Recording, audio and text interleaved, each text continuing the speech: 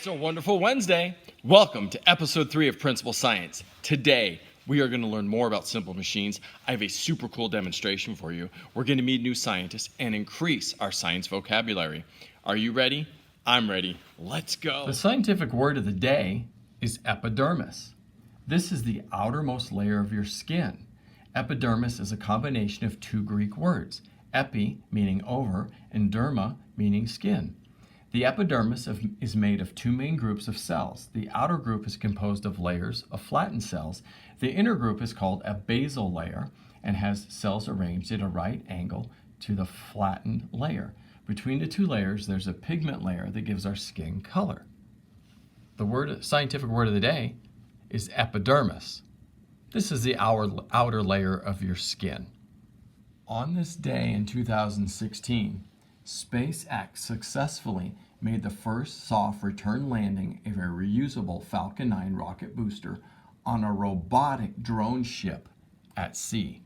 Now the cool thing here is, in the past when a rocket was launched, the boosters would just fall into the ocean and we were to retrieve them if possible, but they were a one-use booster.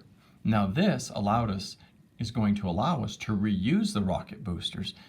And the other part of this that's amazing to me is that the drone ship, it's an unmanned ship at sea, was sent out, programmed, is being controlled remotely to retrieve the rocket booster and bring it back. There is some amazing science, technology, engineering, and math that was used on this day in 2016. Our scientist of the day is Marie Curie. She was born in Warsaw, Poland on November 7th, 1867. Both of her parents were teachers and encouraged her love of science. In June of 1903, Marie Curie was awarded her PhD by the Sorbonne Institute.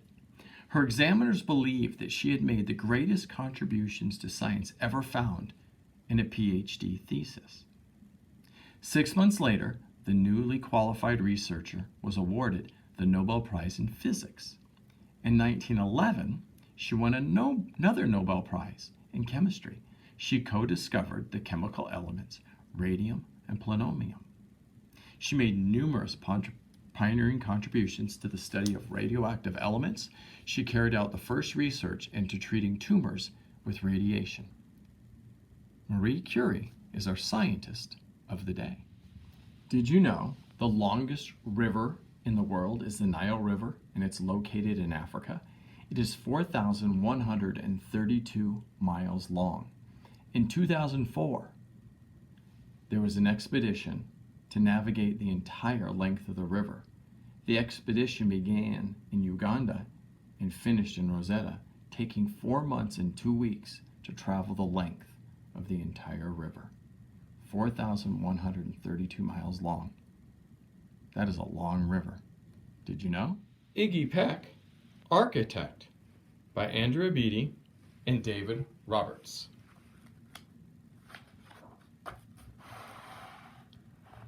Young Iggy Peck is an architect who has been since he was 2, when he built a great tower in an hour with nothing but diapers and glue.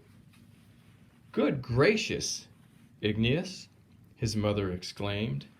"That's the coolest thing I've ever seen," but her smile faded fast as a light when wind blew past, and she realized those diapers weren't clean.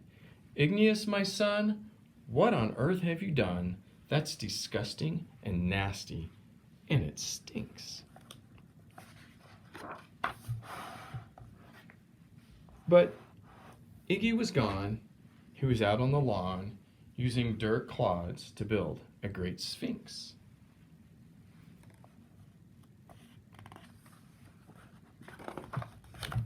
When Iggy was 3, his parents could see his unusual passion would stay. He built churches and chapels from peaches and apples, and temples from modeling clay. At dinner one night, to his father's delight, Iggy got a bright gleam in his eye, and out on the porch built St. Louis Arch from pancakes and coconut pie.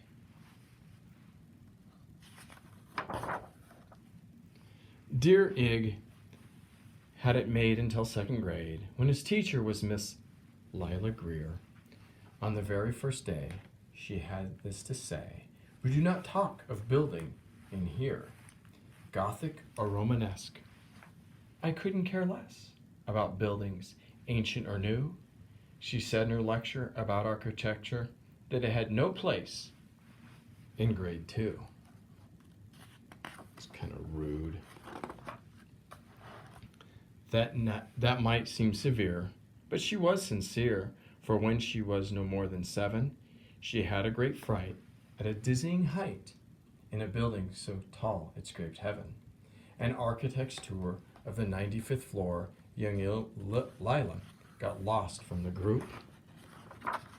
She was found 2 days later, stuck in an elevator, eating cheese with a French circus troupe.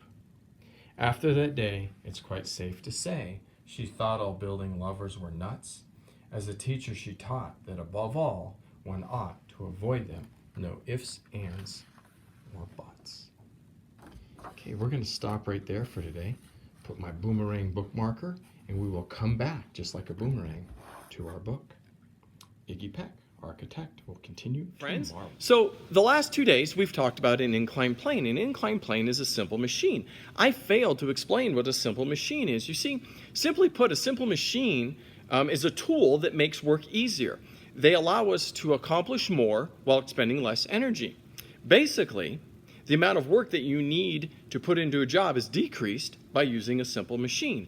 Today, our science principle, our simple machine, focuses on a pulley.